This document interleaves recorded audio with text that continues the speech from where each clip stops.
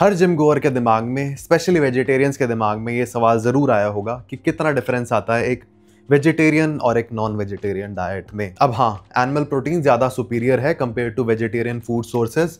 क्यों? दो रीज़न है। पहला इज बायो अवेलेबिलिटी।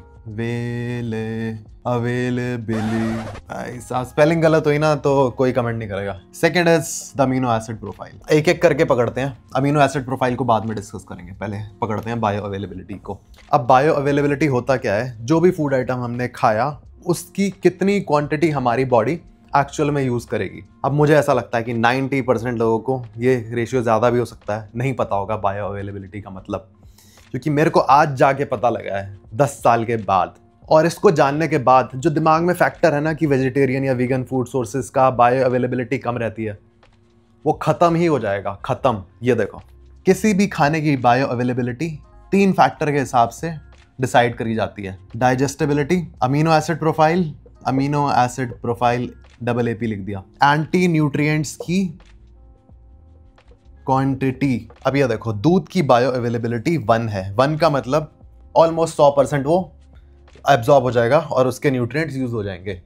अब वो 1 क्यों है? क्योंकि वो डाइजेस्ट भी अच्छे से हो रहा है, अमीनो एसिड प्रोफाइल भी अच्छी है और उसमें एंटी न्यूट्रिएंट की क्वांटिटी भी कम है। पर अब ये चीज तुम्हें किसी ने नहीं बताई होगी, क्योंकि मुझे भी नहीं पता था। जो दालों की बायो अवेलेबिलिटी है ना, वो 0.5 के आसपास रहती है। लेंटिल्स, मुझे ये नहीं पता था कि कुक करने के बाद ये बायो अवेलेबिलिटी चेंज हो जाती है। दाल को अगर तुमने उबाल दिया ना तो वो 0.5 से 0.8 या 0.9 तक पहुंच जाएगी, जो कि बहुत क्लोज हो गया दूध के। फॉर एग्जांपल, अगर तुमने कोई भी मिल्क प्रोडक्ट खाया जिससे तुम्हें 10 ग्राम प्रोटीन मिल रहा है तो वो 10 का 10 यूज हो गया। बट अगर तुमने दाल खाई है जिसमें तुम्हें 10 ग्राम प्रोटीन मिल रहा है तो वो 10 की जगह 9 ग्राम यूज हो गया। बस इतना ही फर्क आया। और दूसरी बहुत फालतू बात है, पता नहीं ऐसा क्यों है, जो भी नंबर्स तुम्हें दिखते हैं ना गूगल पे या ऑनलाइन, वो रॉ फूड आइटम के मेजर करे हुए हैं। अब कच्ची दाल कौन खाने बैठेगा? अब कच्ची खाओगे तो डाइजेस्ट भी नहीं होगी। अमीनो एसिड प्रोफाइल तो छोड़ो, एंटी न्यूट्रिएंट बहुत सारे होते हैं हर वेजिटेरियन फूड आइटम में। दालों में भी होते हैं, सोयाबीन में सुना होगा तुमने बहुत। तो जब हम भी इसको बॉईल करते हैं तो ये डाइजेस्ट भी अच्छे से होती है, एंटी न्यूट्रिएंट भी इसमें ख़त्म हो गए, तो इसीलिए दाल की बायो अवेलेबिलिटी बढ़ गई। अब देखो, मोर इम्पॉर्टेंटली, अगर किसी खाने की डाइजेस्टिबिलिटी बहुत बढ़िया है, एंटी न्यूट्रिएंट भी उसमें नहीं है, फिर भी उसकी बायो अवेलेबिलिटी बहुत कम हो सकती है, क्योंकि उसमें अमीनो एसिड प्रोफाइल नहीं है। बायो अवेलेबिलिटी का मतलब सिर्फ ये नहीं होता कितना एब्जॉर्ब हो रहा है, और बायो अवेलेबिलिटी इस फैक्टर पे भी डिसाइड होती है कि उसमें अमीनो एसिड प्रोफाइल अच्छी है या नहीं है। अब ये एग्जांपल देखो, मान लो हम खा रहे हैं कोई दाल जिसकी बायो अवेलेबिलिटी 0.7 पहुंच गई कुक करने के बाद, बट अमीनो एसिड प्रोफाइल पूरी नहीं है तो इसलिए वो कम ही दिखाएगा, कम ही कंसिडर करी जाएगी। बट अगर हमने इसको पेयर कर दिया चावल के साथ, और जो इसमें दाल में मोस्टली मेथाइनिन, अगेन मेथाइनिन ही कम रहता है, और वो मेथाइनिन राइस से पूरा हो गया। अब मेथाइनिन हमें राइस से मिल गया तो ये वैल्यू 0.7 से बढ़ के 0.85 या फिर 0.9 तक पहुंच जाएगी। अब एक और ज़रूरी बात, वैसे बेस्ट एग्जांपल है दाल चावल वाला, बट ज़रूरी भी नहीं है कि हर मील में तुम सारे अमीनो एसिड पूरे करो ही करो, क्योंकि हमारी बॉडी में एक अमीनो एसिड पूल होता है। पूल का मतलब कोई स्पेसिफिक जगह नहीं है, हमारी ब्लड में, हमारे टिश्यू में सारे अमीनो एसिड होते हैं, और तुम जब जब जो खाना खाओगे उसमें जो अमीनो एसिड होंगे वो सारे ब्लड में चले जाएंगे, और जिस अमीनो एसिड की जब नीड होगी बॉडी वहाँ वो भेज देगी। बात खत्म।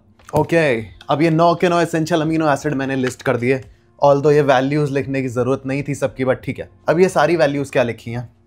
WHO के अकॉर्डिंग 1 ग्राम ऑफ प्रोटीन में ये सारे एसेंशियल अमीनो एसिड का रेशियो है। रेशियो नहीं, क्वांटिटी है। 10 mg ऑफ हिस्टीन होना चाहिए, आइसोल्यूसिन चाहिए 20 mg, लूसिन 39, लाइसिन 30 mg। बट अब द थिंग इज, इन सबको देखने की ज़रूरत नहीं है, क्योंकि इसमें से सिर्फ 3 एसेंशियल अमीनो एसिड हैं जो वीगन या फिर वेजिटेरियन डाइट में कम रहते हैं, जो है लूसिन, लाइसिन और मिथाइनिन।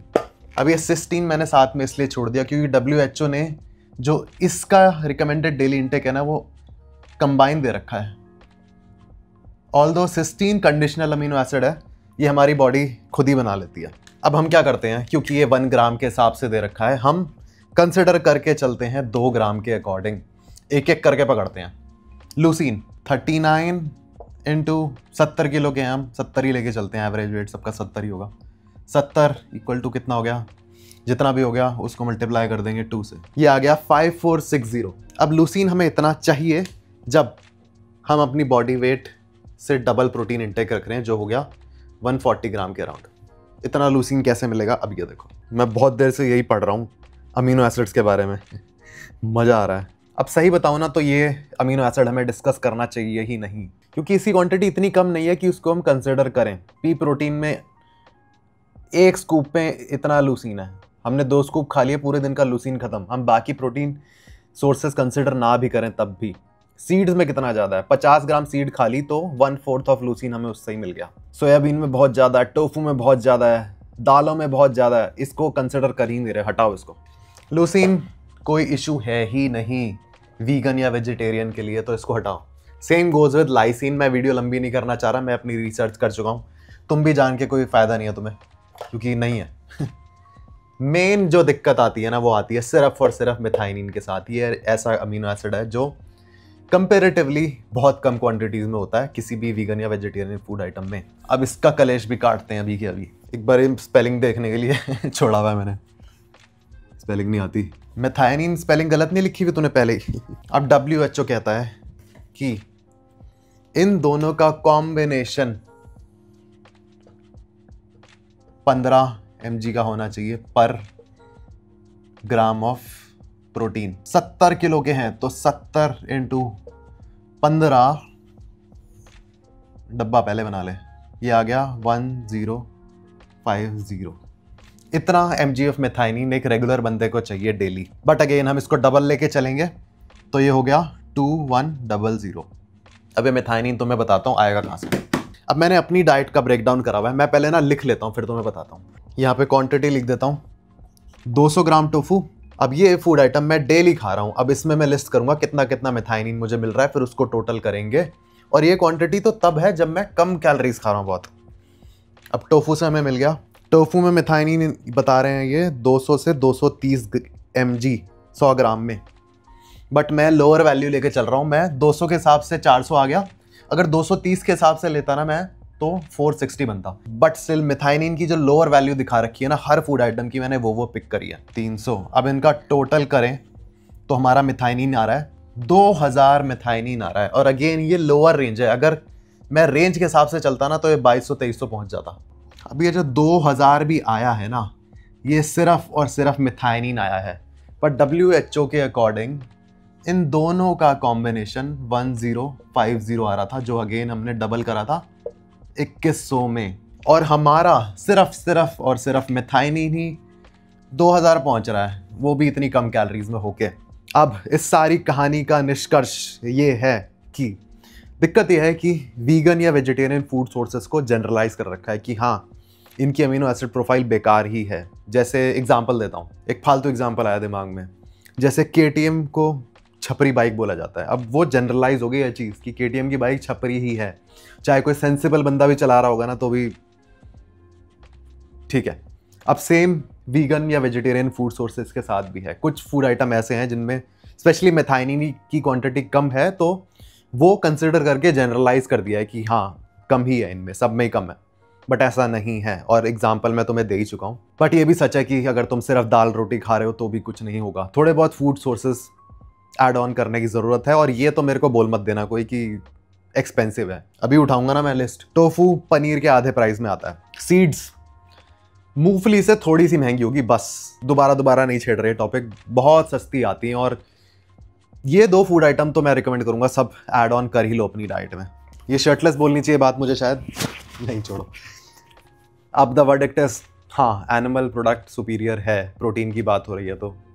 बट मेरे अकॉर्डिंग इतना भी बड़ा डिफरेंस क्रिएट नहीं करता है वो। और अगेन अगर ये सिर्फ एक फैक्टर है जो कंट्रीब्यूट करता है मसल बिल्डिंग में, और अगर तुम बाकी सारे फैक्टर्स को लेके डिसिप्लिन हो, तो मुझे नहीं लगता कि कोई डिफरेंस आना चाहिए रिजल्ट्स को लेके एक प्लांट बेस्ड या एक एनिमल बेस्ड डाइट पे। मुझे 1 महीना, और दूसरी बात ये सब प्रूव करने के लिए ना, ऑल्दो इसमें प्रूव करने का कुछ है नहीं, बट स्टिल नए साल से एज मैं कैलोरीज बढ़ाने वाला हूँ, उसके बाद जो एक्चुअल बेनिफिट मुझे मिलना होगा ना इस लाइफस्टाइल का, इस सारी नॉलेज का, वो तभी मिलेगा तो अब 1 महीना और वेट करो और उसके बाद देखो क्या होता है, क्योंकि मैं एक लंबा बल्क करूंगा, मे भी 6 महीने 8 महीने या शायद साल भर भी। चलो। अरे डस्टर कहाँ चला जाता है बार बार, बदतमीज। एक तो पता नहीं क्या गंदी आदत हो गई है सिरी की, और ये दूसरा कोने बैठा है अलेक्सा, इसकी रेल बना के रखता हूँ मैं। जब भी मेरा ना दिमाग ऐसे चलता रहता है, जब कुछ मिलता नहीं है ना मेरे को, तब मैं काफी बार इनसे ही बोल देता हूँ। अभी हम बोलने वाला था, हे सिरी वेयर इज डस्टर। काफी बार ऐसा होता है, मैं टॉयलेट जा रहा होता हूँ, वहां जाके बोलता हूँ हे से एलेक्सा लाइट जला दे। किचन में भी बहुत बार होता है मेरे साथ ऐसा, हे सिरी शट अप।